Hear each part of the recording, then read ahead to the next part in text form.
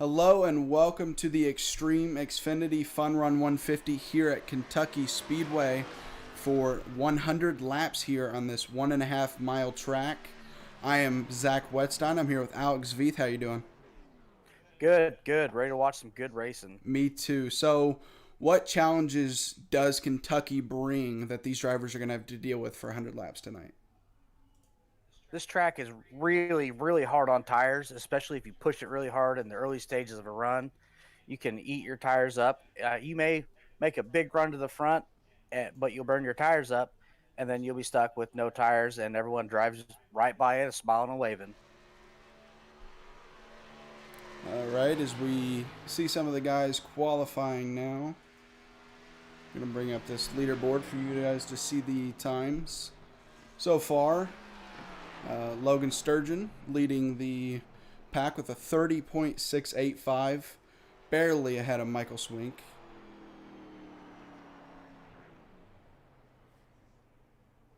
As currently we do have 11 drivers qualified out of what looks like 14 drivers tonight.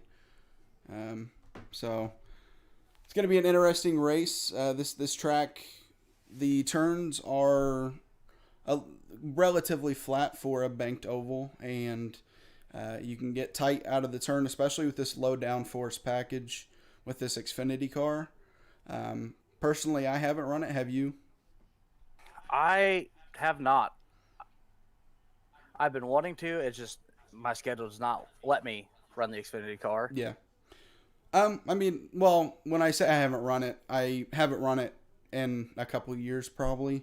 The last time I ran it, I think it was repaved already, and let me tell you, it was a tough track to get around. I've seen drivers in practice around here getting into the wall at a turn 2. They've been complaining about turn 3 and 4, so it's definitely a handful. And these guys diving down into turn 1 side by side is going to be very interesting. I mean, turn 4 is in itself, even in the trucks, is a very tricky corner.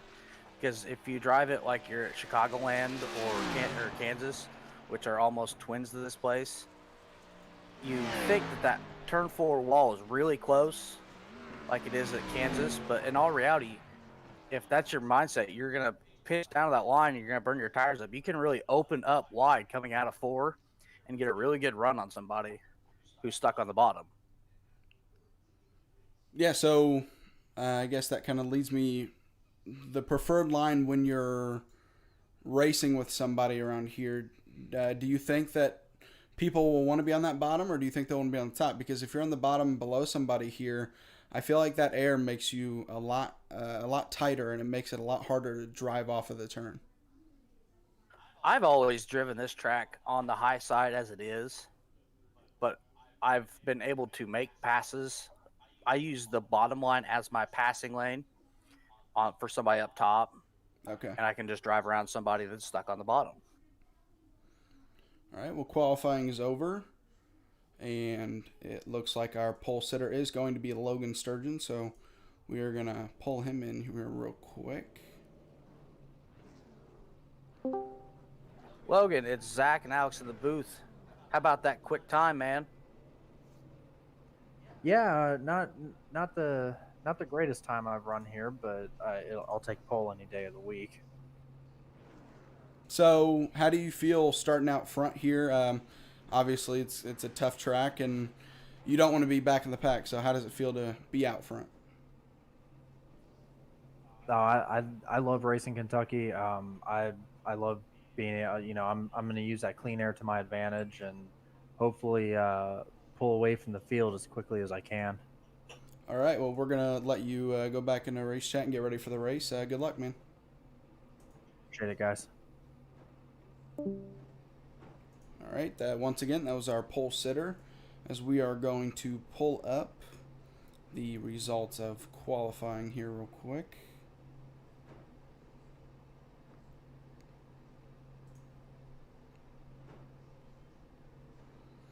All right, so as you see, Logan Sturgeon pulling out the pole, and Fry Hubbard completing that first row. Second row, Michael Swink and Garrett Kinder. In that third row, Charles Elmore and Sam Wetstein.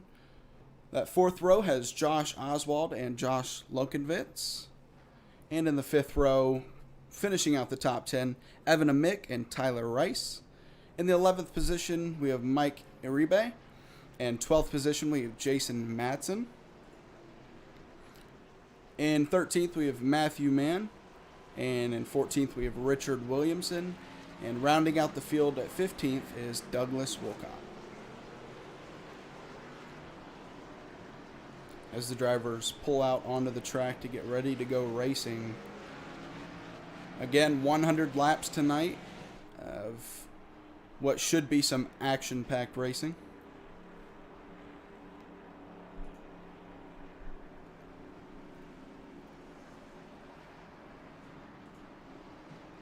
So, you talked about how you run the outside here. What line do you think is going to have the advantage on a restart with lower RPMs, though? I really think every time I've been here, I've always gotten a better jump on the low line. I'm not sure if it's just because the leader gets to call the ball or not. Okay. But I don't know a whole lot about these Xfinity cars. I don't have a whole lot of seat time in them. Right. So my homework this week is to put some laps in and learn these cars if I'm going to call them. All right, as the pace car is about to pull off. And Logan Sturgeon's going to lead us to the green here. The green flag is out here at Kentucky. 150 miles to go here. Side by side for the lead going into turn one. Looks like Logan's going to clear it. He could go up top if he really liked that line. But Fry Hubbard has not gone anywhere. Yeah, Fry Hubbard's he battling for second now with the 30 car of Michael Swink. As Michael Swink's going to take that second position, get tight on exit as Logan Sturgeon is easily going to lead that first lap. Oh yeah, he's just going to stretch it out by a yard or two. We got one spinning down low into the pits, looks like. We do. As for 3 wide to the tri-oval too. Having a mix spinning through the tri-oval into the pits. Looks like he's going to keep that car going. We're going to go back up here. But yeah, we have nice battling going on back here through the 7th, 8th position right now. These guys are, like you said, 3 wide, but keeping it clean so far. Looks like so far they're both utilizing the top and bottom lane. It's really anybody's ball game still. As Logan stretches it out, continues to stretch it out. Looks like they're starting to gain on him though, getting that draft going. Yeah, it looks like Michael Swink definitely not letting Logan sit comfortably here. Definitely wants to contend for that lead. We have what looks like about a 4-car group here for the top 4 positions are all close together, stretching past that 5th position. I mean, if you looked at those guys' qualifying time, they were within about a 1/10 of each other. So this is the cream of your crop right here, guys. Absolutely. Yeah, they're keeping steady, and we're really going to see who's faster when these old tires start to come into play. We're coming to 5 laps in to this race, so old tires might not be a problem yet, but as we keep getting farther into this race without a caution, we're really going to see who's better with the older tires. Some nice racing back here in the pack as well. Tyler Rice and Matthew Mann fighting for that 11th position. It looked like Jason Madsen got tight there on the exit of 2. So he's fallen back, racing for that 12th spot with Richard Williamson. Let's see if they make that high line work, get back around these guys. Yeah, he was able to make it work, get back past Richard Williamson and set his eyes on Tyler Rice now. We'll go back up to the front here, still leading Logan Sturgeon. Have a change for the 3rd side by position. side for 4th. Or for 3rd, I guess. Yep. Garrett Kinder coming to take that 3rd position away from Fry Hubbard. Looks like he's going to complete that pass and put himself into the podium spot, going for that second spot with Michael Swink.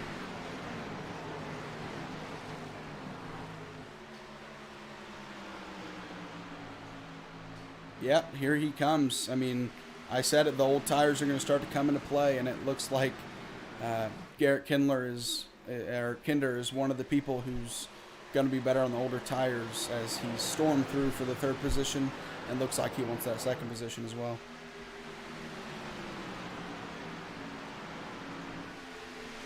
Yeah, I think he's going to use the draft to his advantage, and I think he's going to pull the trigger right here or in turn 4.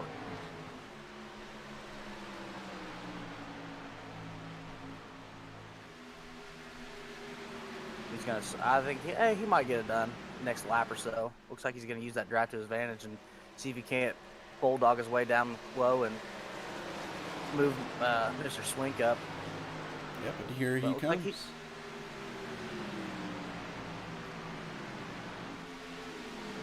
Like like you said, I mean, he's using that outside really well and fighting for that second spot now.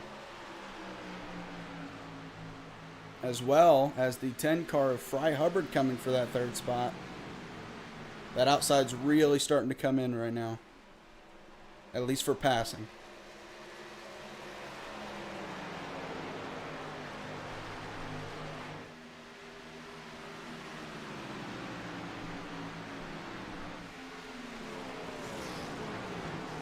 As Logan has been able to stretch that lead out to about a 7/10 gap or so. We do have some nice racing going on back here. Near the back, something looks like it's happening to Mike Uribe. See if anything. No, he's just dropping back a little bit. Looks like he's tires might be falling off. Yeah, he got tight there in 3 and 4, and he's gonna struggle out of that turn. And blink out.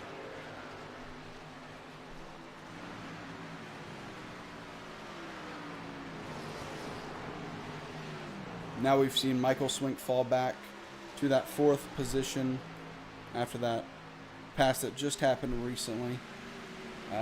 Kinder looks like he's eating into that gap a little bit. It was 7/10 just a minute ago. So he's definitely eating into that gap, and we'll see if he can catch Logan for the lead here. Yeah, but those two battle back there in 3rd and 4th. If they could just hook up and kind of draft it out a little bit, they could get up there and make a battle for the lead themselves. Yeah, it looks like Hubbard's definitely going to be able to pull away and keep that 3rd spot pretty easily. We also have a battle going back on here for 5th place. Josh Oswald and Charles Elmore here.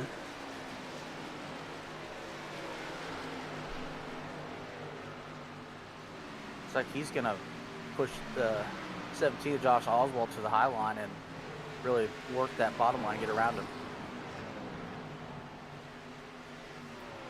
Completes the pass, and is Wilkovitz going to follow him around? Yes, he is. Oh, nope, 17's he's gonna fight back. He's gonna retain that position for now, but I think Wilkovitz is gonna have something down there.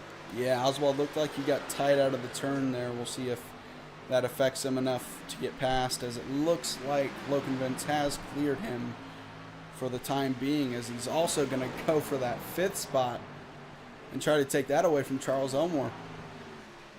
Nothing wrong with a good old-fashioned 2 for 1. He's got him cleared and gonna utilize that draft. Yeah, it looks like he's got a fast car as we have a battle going for the lead now. Here comes Garrett Kinder going for the lead. Logan's gonna take the low line here. See who can come out of 1 and 2 with the lead. See if Logan will come out and stop the. Nope, Garrett Kinder going to the inside. Going into 3 and 4, looking for the lead. Right here. And Garrett Kinder is going to successfully take the lead away from Logan Sturgeon. Yeah, Logan's not gonna let it get away too easy. He's gonna fight back. He's gonna get that lead back. And while that's been going on, Fry Hubbard in that 3rd position catching up to him. He wants to have a say in this battle.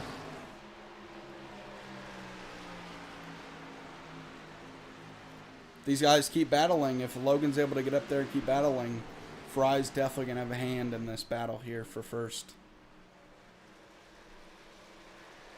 Yeah, right now he's just going to settle in and watch the show.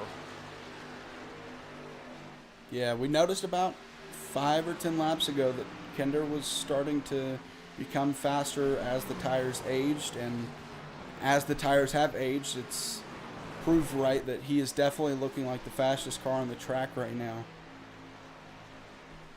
Yeah, he's starting to stretch that lead out. Yeah, looking at the last lap time on track, Garrett Kinder was the fastest car on the track, and Logan Sturgeon was the second fastest. So these guys have kind of, they've lined up how fast they are on track and their lap times so far. Looks like Fry Hubbard's going to make a move for that second spot. Yep, on the back bumper of the 26 Chevrolet. See if he can get on his outside here, out of the turn 4. Looks like he's going to be able to. Let's see if he can complete the pass in 1 and 2. Garrett Kinder going into 1 and 2 on the outside was not able to last time. It was 3 and 4. So, yep, Logan Sturgeon's going to take the low line and keep that second spot for now. I do not foresee him holding on to that for long.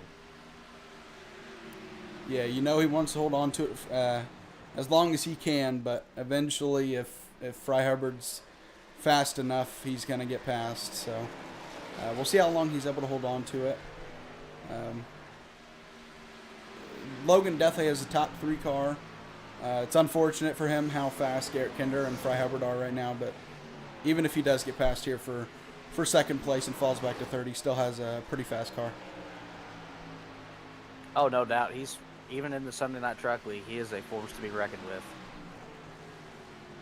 Something I've noticed as well, we have a nice little 3-car battle maybe churning up here for 5th place. We got Josh Lokenvince, Charles Elmore, and it looks like Charles Elmore, Josh Lokenvince, and Matthew Mann here for that 5th position. Matthew Mann's kind of pulled away, but Josh Lokenvince and Elmore are looking like they're going to race it out for that 6th spot.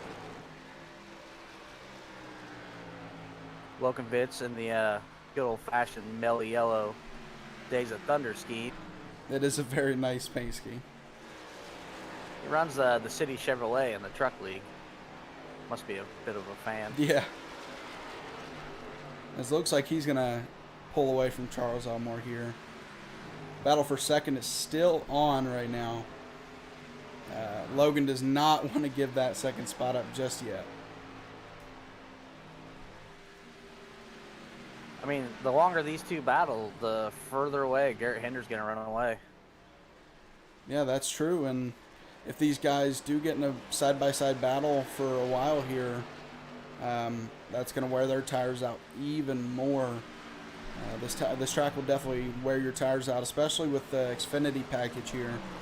With the lower downforce, you get into a side-by-side battle for too long, you're going to wear those tires out pretty fast. Looks like Fry Hubbard's just kind of settled in and is just going to wait for Logan to make a mistake.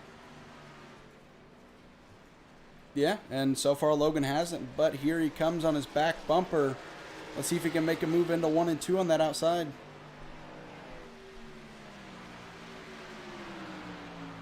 He's not going to be able to just yet. Logan Sturgeon being pretty stubborn here at that second spot, does not want to give it up.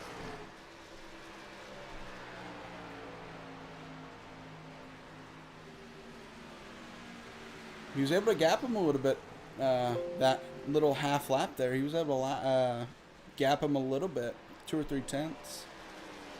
Seems like maybe Logan's better in 1 and 2, and Hubbard seems to just be better in 3 and 4.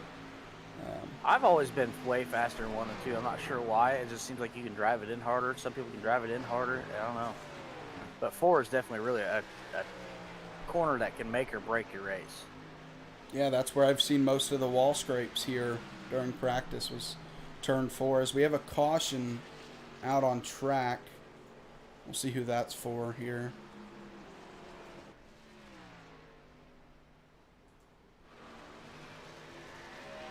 Not able to find who that caution was on just yet. Nobody in the pits.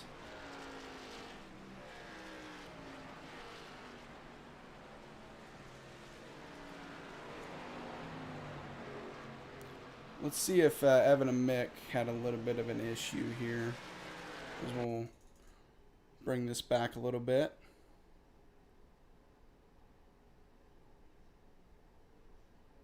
Doesn't seem like he has an issue, so I'm not sure what that caution was. I mean, it very well could have been a competition caution we didn't know anything about. Yeah, honestly, I mean, I mean, he's the only car a lap down right now that's in the race.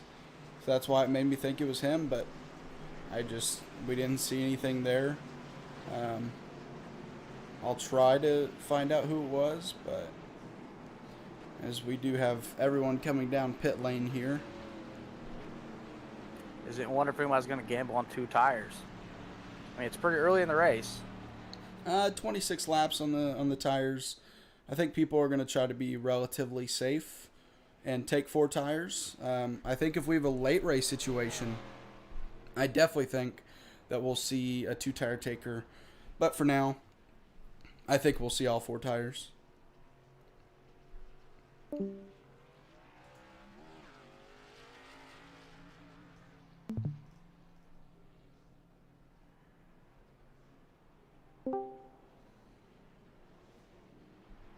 Word from race command is that caution was for debris. For quote, debris, unquote, okay. Debris. So we can basically just call it a competition caution. Somebody must have thrown a water bottle on the track. Oh, that's funny. Need to check the in-car cameras, make sure everyone's got their foam padding on the roll cage. Yeah. So it looks like we did have somebody. So it looked like Josh Oakenvance either missed his pit stall or did take 2. Not sure. We'll see if he pits He's this down time. low. Looks like he's pitting this time.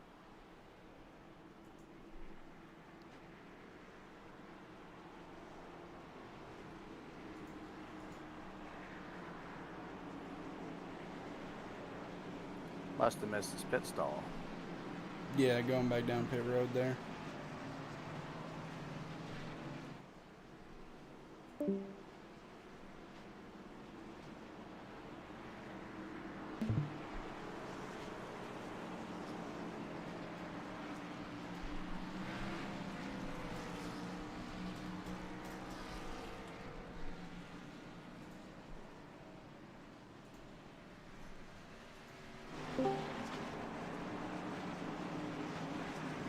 I tried to pay attention to their the team broadcast or the team chatter, and I don't know what's going on. We'll just chalk it up to a missed pit stall.